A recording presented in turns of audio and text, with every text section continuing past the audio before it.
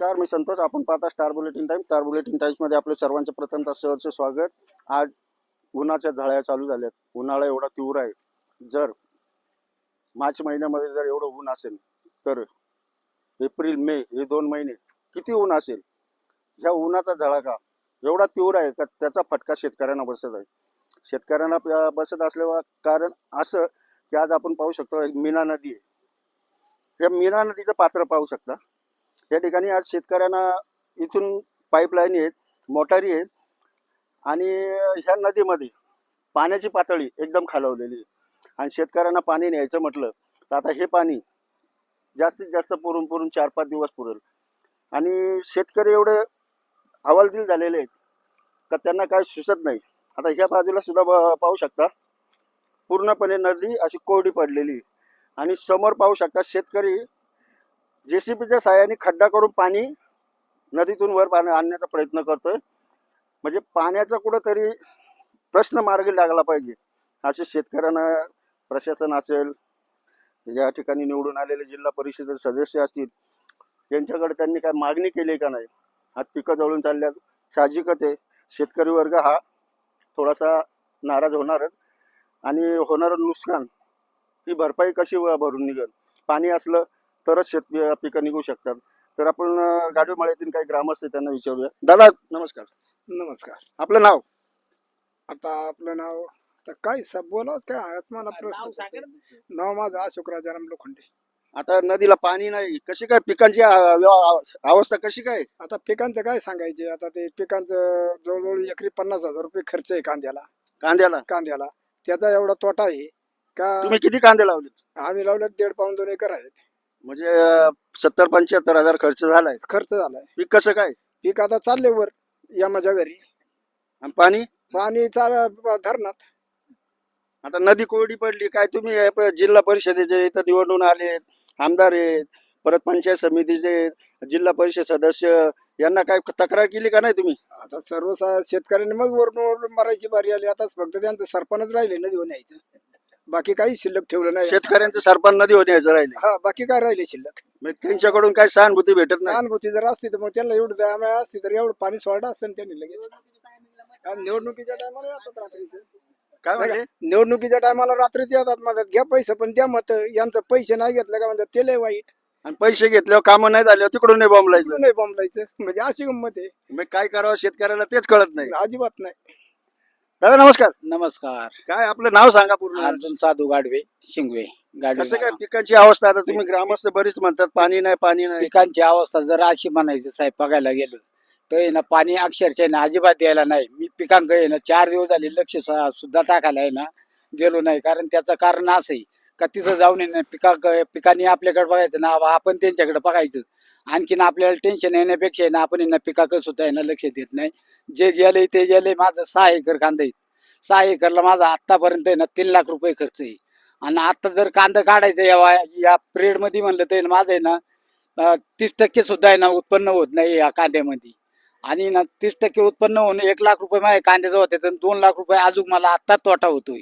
आणि अशा परिस्थितीमध्ये पाणी नदीला असू नये पण पाणपट्टी न्यायला ना आमच्याकडे आली होती साहेब लोक का म्हणले तुमचं आहे ना चालू मध्ये पाणी देऊ तुम्हाला देऊ पण आमची पहिली पाणपट्टी द्या.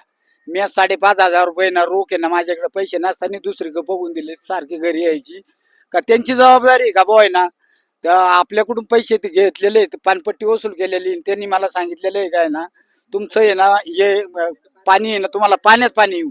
पण आता फोन लावलं तरी ना एक सुद्धा उचलीत नाही फोन का बाबा पाण्याचं काय झालं. ही शेतकऱ्याची व्यथा आहे ना नेमकी मांडायची गोडवर. समजा ना कार्यकर्ते असतील सगळे असतील कोणी पाणी संपल्याच्या नंतर कोणी ते कोणचा विचार करीत नाही. फक्त त्यांना मतदान पुरतं दिसलं मतदान आलं का तेवढ्या पुरतं ना घरी का मारायचं. आणि तुमचं आम्ही ना काय प्रश्न असेल ते ना सॉल्व्ह करू शकतो. पण आतापर्यंत कुणी सॉल्व्ह केलेला नाही प्रश्न. मग आता ना पुढाऱ्यांना सुद्धा माहिती आहे बाबा जे निवडून आलेत काय नसतील आली त्यांना सुद्धा माहिती आहे का बाबा ना आता ना नदीला पाणी नाही. कुणी करतंय का चौकशी शेतकऱ्यांसाठी? तुम्ही ही तक्रार त्यांच्याकडे केली का? सगळ्यांच्या तक्रारी केलेल्या आहे. कुणी तपास करीत कोणाकोणाकडे गेली? कोणाकडे मग आपल्या गावात डोबळे स्वतःच आहे डोबळे त्यांना पण सांगितलं होतं का अशी असं किंवा ना चेअरमन असतील त्यांच्यापर्यंत निरोप गेलेले सगळ्यांपर्यंत गेलेले असं आहे ना त्यांना माहिती आहे सगळ्या गोष्टी माहिती, त्यांना मीच बोललोय असं काय नाही तर अख्खं गाव बोला आता तुमच्या याच्यातून जिल्हा परिषदेमधून कोण निवडून आले? आमच्या इकडून स्वतःचा डोबळे ना या आपलं वळसे पाटील, बंटी पाटील. विवेकदादा वर्षे आता तुम्ही तक्रार केली का? नाही त्यांना नाही मी केली, पण कार्यकर्त्यांना आम्ही सांगितलेले गावातल्या शिंगवेकरांचे जे त्यांचे मेन कार्यकर्ते आहे का भाऊ ना असे नाही असे, त्यांनी सांगितले की आम्ही ना बंटी पाटला पर्यंत जाऊ, तुमचं काय आहे ते मार्गी लावू. मार्गी कवा लावणार तुम्ही? पाणी पारा आटल्याच्या नंतर काय मार्गी लावून उपयोगी?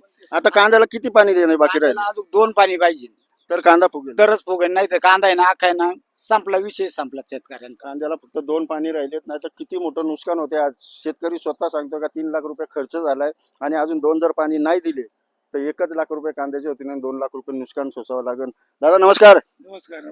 कसं काय वातावरण? पाणी नाही, उन्हाळा पाणी कडक. नाही, उन्हाळा कडक आहे, पिकं जळून चालल्या, सगळं प्रॉब्लेम मध्ये काम आहे. तुम्ही आता तक्रारच केली नसेल. स्थानिक आमदार आहे. सगळ्यांना सांगतो, आता जे निवडून आले त्यांना सांगितले, जे माझे आहे त्यांना सांगितले, येईल बोलतात, आज येईन उद्या येईन असंच चाललंय. पण तुम्ही कार्यकर्त्यांच्या भरोशावर तुम्ही स्वतः जाऊन का ना गाठ घेत त्यांची गावकरी मिळून? तिथपर्यंत आम्ही पोहोचू शकत नाही. शेतकरी जे कार्यकर्ते ज्यांना निवडून दिले त्यांनीच पुढे जाऊ नये.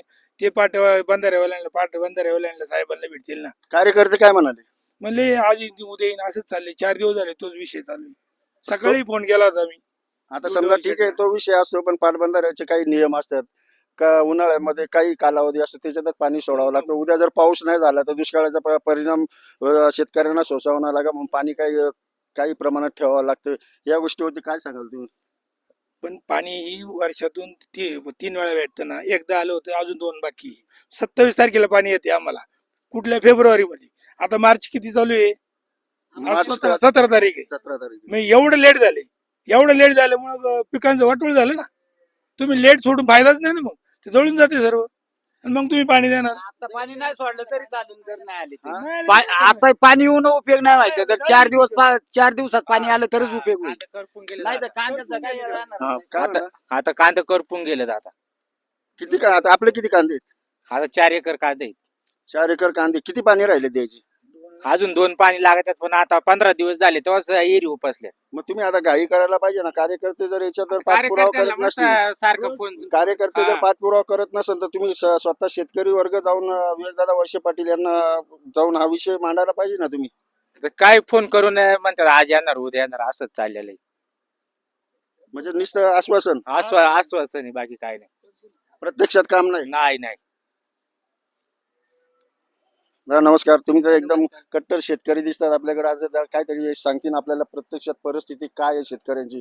दादा काय वाटतं तुम्हाला? नदीला पाणी नाही, शेतकरी म्हणतात कांद्यांचे नुकसान होत चाललंय. आता मी स्वतः शेतकरी, पण मी काय कोणते कांदे वगैरे काय करत नाही. आपल्या सगळे खाद्यात असते जनावरांची, मका किंवा येडगवत वगैरे असंच असते. तर माझं दूध धंद्यावर म्हणजे परिणाम झाला. खाद्याटीला सुद्धा पाणी लागतंच ना. हो, खाद्यातीला पाणी लागते. आता खाद्यात पार करपून चाललेले, दूध धंद्यावर परिणाम होत चाललाय. दूध कमी दिवसेंदिवस कमी होत चाललंय. आता या नदीची तुम्ही अवस्था पाहताय काय. आता हे आमचं या मोटर उघडं पडलं, त्यांचं पाणी संपलेलं आहे. आमचं अजून 2 दिवस चालेल. 2 दिवसानंतर पाणी नाही आलं तर सगळ्यांचं जळून जाणार आहे. जळून गेल्यावर त्याला पाणी देऊन काय उपयोग नाही. त्यामुळे ह्या 2 ते 3 दिवसात पाणी आलं तर ठीक.